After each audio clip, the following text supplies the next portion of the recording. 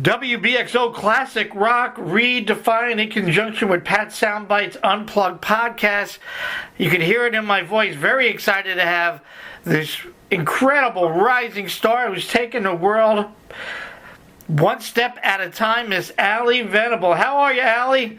Hi, I'm doing good. Thank you so much for having me on your show. Oh, absolutely. Thank you for your time. Allie is on the road touring. Just came back from actually Europe.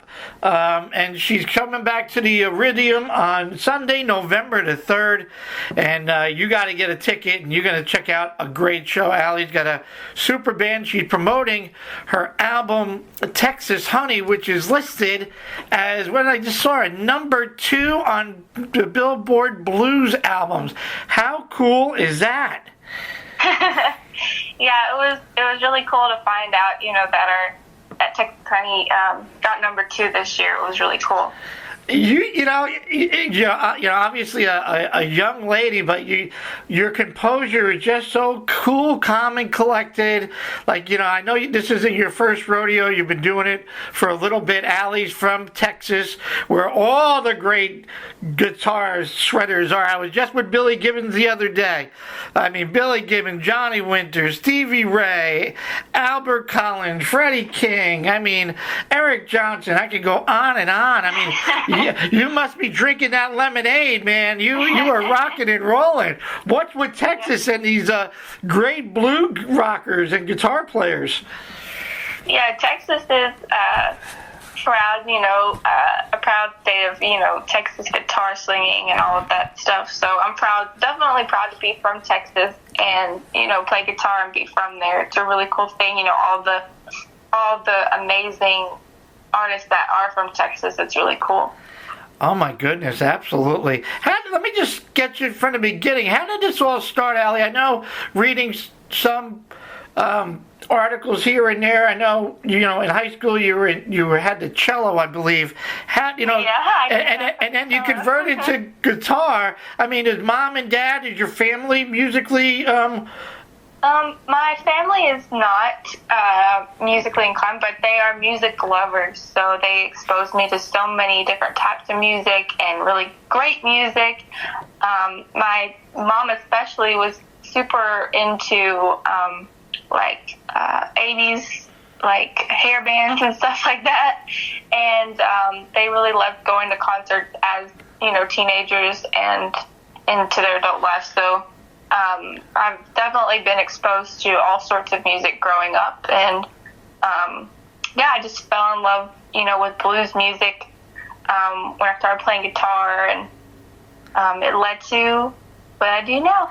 I mean, you made your first album when you were 15. Did obviously have a great support system. Your parents. Oh yeah, they love it. I think it's really cool. And a great band that I'll let you just talk about in a second. I mean, it's crazy. At such a young age, you're like, okay, this is what I'm doing. I got this. And I got to say, I have not heard the Glass Shoes from your first album or the Puppet Show. But I did read the Puppet Show from 2018, debuted at number 7 on the Billboard Blues chart. So you're doing something right. You got yourself surrounded by great people that have you on the right track to success. That was really cool. Last year it got number 7 for my second album that I've put out, and it's just been a really fun time. Writing songs and playing with my band. I love my band, and just seeing the world and meeting all sorts of different people through just playing my songs. So it's really cool. Where do you find the confidence? I mean, at a young age, you get up in front of a stage and do what you do so well. I mean, there are people that are afraid to talk in front of a crowd. Public speaking, people freak out. And here, I watch you on YouTube and you just there's no big deal. I got this. And was there training? I mean, are you scared to death before you walk on stage? Where does it come from? Well, I think, when I was little, I was really outgoing, and I look at it like people are there to have a good time. You know, they're paying money to come see you. They're going out with their friends. They want to have a good time, so they want you to do good on stage. They don't want you to fail, you know, because they want to have a good time. So I look at it, you know, in that way, in that perspective. And I've never really gotten stage fright before. Like, I don't get nervous because I really love playing and I love being on stage. That's my favorite part of being a musician, is playing live. And so I think that's why I don't get like jitters or get scared or anything. Wow, man, that is awesome. Good for you. And it's, you know, when I talk to artists like yourself, they say, and I'm not a musician, but there's nothing better to watch the reaction of people singing your songs and your lyrics back. You know, your hair's got to stand going, oh, wow. I mean, this is crazy. Yeah, it's cool. You know, especially with Texas Honey, they'll sing like the Texas Honey part and stuff with me, and it's really cool, you know, to see people like listen to my songs that I've written for them and really enjoy it. That's just really cool. It's a really cool thing, you know, when you're on stage and everyone's looking at you and they're just like singing. It's really cool. It's a really fun experience. Let's talk about Texas Honey, produced by Mike Zito, which is an incredible gentleman artist, producer in his own right, and you wrote, I mean, just about all the songs except for the Stevie Ray, and I want to say that old great song that really fits in well, Betsy Smith. I mean, everybody has done a little their own take of Careless Love, which is great. But you, I mean, your songwriting, I mean, I don't know, you've been hanging out with Taylor Swift, a lot of romantic breakups, Nowhere to Hide, Broken, I'm Not Running After You, One-Sided Misunderstanding. I'm like, what's wrong with these guys? Come on. Yeah, you know, when I write songs, I try to write about what goes on in my life, or, you know, something that can relate to other people. And I think, you know, to let them know it's okay to feel a certain way, and it's okay because we're all human and we all go through things. And so that's what I try to do when I write my songs, is just to write about what I feel and what goes on throughout my life. What's your favorite part of the songwriting process? Does it start with a lyric? Does it start with a guitar riff? I mean, I guess the favorite is hanging out with Mike Zito and seeing the final production come out, and you go, wow. Cool. Mike is really cool. It's always different when you write songs. You know, I never really have like a set way to write a song. I'll have like a idea that'll pop in my head, or like I'll just sing like a melody or something in my phone so I can keep it, or I have a journal that I write my ideas in, or if I think of a line that's really cool, I'll write it down. And I'm really big on titles. I love like finding a really good, or figuring out a really good title, and I'll just write a bunch of titles down and pick a title to like write from, or just stuff like that to build a song. And my favorite part about songwriting is finishing the song. Yeah, actually. And like seeing it's like brain candy. Like you create something out of nothing, and it's really cool. I mean, talking to artists, they say, you know, you get it in 5, you know, you wake up and you get this idea and you're down to the piano or the guitar and you write it and it's all done. And the ones that go on for a while, like you said, you just write a name or something in a journal or a diary, and then who would ever know that, you know, it pops into working into something. Yeah. You're, 2014, 2015 East Texas Female Guitarist of the Year. I read somewhere Band of the Year. I mean, all these are wonderful and outstanding awards and recognition. I mean, no doubt. But how do you stay focused and not get lost in the hype? And how do you handle fame at such a young age? Well, I just like to have, a good time just with my band, and I just want to keep looking at, writing songs for people. And it's really cool to be recognized, especially in your hometown, and that's a good feeling too, when people really, your fans love what you're doing and love what you're writing. And I think that's what, keeps me going and keeps me doing what I'm doing now. So, can you go to the store without somebody going, Allie, come here, get a picture, sign an autograph? Kilgore, it's a small town, and so I do see people all the time if I go to Walmart or something, or if I'm hanging out. where I live. And sometimes like when I go into like music store, like when I went to Colorado, I was playing in Colorado, and there was like the owner of a music store, and they're like, "We know who you are." So that's cool. Sometimes it doesn't happen very often right now, but sometimes it'll happen, which is cool. Well, sweetheart, fasten your seatbelts because you are on a great road of success. And for folks that don't know your name now, there's something here that you're definitely going to be known as one of the best female blues guitarists and vocalists. If you're not there already, you're doing a great job. Allie and her band will be returning. She played at the Iridium last year, returning November 3rd, Sunday, and you need to get your tickets. Allie, what would you say is the biggest storm you had weathered so far? Is it because people don't take you seriously because of your young age? Yeah, I think that might be it. And that, I'm a young woman, and I feel like that's my biggest, struggle in the music business. But my parents have instilled in me like a good work ethic, and since I've been really young, and I just kind of take that with me, whenever I'm setting goals or setting things for my band, to just work at it every day, so.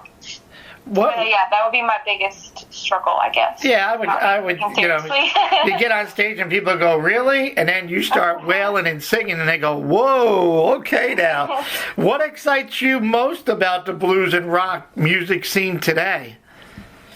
A lot of young people are getting into this genre, and I think that's really cool. I see like a lot of kids, my age, I won't say kids, but like young adults, my age that are really, really good and have great, performances, and that are touring and in this genre. And I think that that's going to turn a lot of younger people to the genre. And I think that's what is exciting to me. Yeah, there's a lot out there. I just interviewed Abby Kay, and she's from North Carolina, and she's on bass, and that's her boyfriend, the red bass guitar, and she's been at it for a while now, and she's focused, and she's determined, and you're absolutely right. What advice would you give someone, in high school now or middle school that says, "I want to be like Allie or Abby or, the next Samantha Fish or somebody like that"? What advice would you give to them? Anything that you could offer that you've been through so far? I think I would say just do what you love, play the songs that you want to play, write the songs that you want to write, and don't be afraid to put yourself out there and be scared of what people might say, because if you're happy with it, then at first the other people will definitely love it too. Yeah, you know what, and to hell with them. I shouldn't say that, but you know what, you got to do what you got to do. It's about you. I tell my young adult children, failure. It's not about failure. It's picking up. People, there's going to be hurdles all over the place. You're too young. You don't look good. All that stuff. You just keep going, doing what you do, and eventually the doors will come down. You just got done with the Blues Caravan tour out in Europe with Inga and Katerina. How was that experience? What was that like? Yeah, that was really cool. I went to a lot of really great countries. We went to Germany, the Netherlands, Austria, Switzerland, Sweden, Belgium, France, the UK, Scotland. Just so many really cool places, and it was really neat to see all the different types of people that, they all came to watch our show. So that was really nice, really cool. And then me and my band are going next year. Me and my two guys, Elijah and Bobby, are going next year to Europe in March. Nice. You're working on it. I'm sure, like most artists, you're already writing and you're ready to hit the studio if you're not in there already, besides touring. Yeah, I have some songs that I'm writing right now for my next album. Yeah. So what does Allie do beside when she puts the guitar down? What are your outside interests and hobbies? Well, I like hanging out. When I'm back home, I have a boyfriend, so I hang out with them. In Kilgore when I'm not playing music, and I like to do, normal things like go to the movies and, go out to eat with my family and stuff like that. Nothing wrong with that. I mean, and going back to Texas Honey, looking at the tracks, you had Eric Gales joining you on a track, which is really cool. And I know the track before that, you had Lance Lopez, who I've interviewed a few times on one or two of your tracks. And I just saw the video last night, One Sided Misunderstanding, and that's a great song. Great job with the video. Thank you. Is that you on slide or is that Mike? It's Mike on slide. On the video, it's me playing, the part, but Mike is playing slide on the album.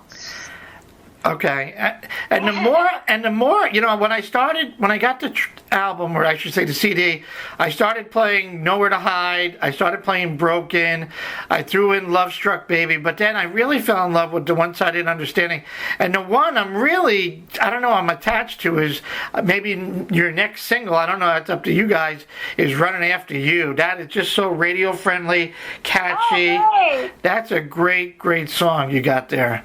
Not that the others aren't bad, but that's I don't know. I'm attached to that one right now. Thank you. Yeah, everybody likes that one too. and I watched some of your videos. You're on there, the social media. You get it. I watch everybody now. It's all a visual world. So if you got something out there, like you even did with Texas Honey, the song, you got to put a video out there anymore. Yeah, the video for Texas Honey. I really enjoyed doing that because I did the video. I wanted to do it in my hometown, so I did it in Kilgore, and I actually did it on my papa's land. There was this old barn on his property, and I was like, we should totally use this barn for Texas Honey. It'd be so cool. So we played in front of the barn, and I stole the Texas Honey in the video in front of my great grandma's sewing shed. Oh wow! And my boyfriend's in it as well. I pour honey on his head at the end of the video, so it was really cool. Excellent. Well, anything else that we could help promote you with, Allie? Any other projects? Anything? What's on your bucket list? Who would you like to maybe play with or do a duet with? Oh, wow. Gosh, there's so many great guitar players. I would love to maybe do something with Kenny Wayne Shepherd or Joe Bonamassa. I love Joe Bonamassa. Oh, wow. Cruise in February, so I'm excited about that. Beth Hart, I love Beth Hart so much. She's really awesome. So, well, I'm excited to see you at the Iridium on Sunday. You can learn more about Allie and her band, AllieVenableBand.com. She's on all these social media outlets. She's got a website, Facebook, Instagram, Twitter. Check out her videos. Go and buy Texas Honey. You will definitely not be disappointed. I was playing a few tracks last night, and my wife says, not knowing you, she goes, that young lady sounds a bit like a little Bonnie Raitt, a little Natalie Maine from the Dixie Chicks, and a little Miranda Lambert. And I go, that's pretty cool. I said, I like that. Vito told me I sounded like Natalie Maine from the Dixie Chicks. You and him are the people that have told me I sound like her. That's so funny. And Natalie's from one of my wife's favorite bands, and Natalie's from Texas. And I said, no, I'm going to talk with her tomorrow, and I got to mention that. And I said, that's a pretty good fit. I mean, I like all three, and your voice is very soulful and very gritty, and you could go from blues to rock to blues, and you get your point across. I would encourage everybody to go out and buy the album CD, Texas Honey. It's all out there, and go to Allie's website. And we are looking forward to hanging out with you on Sunday. Thank you so much. I'm so excited. Allie, thank you very much for your time. Miss Allie Venable here on WBXO. We are classic rock, and we are redefined.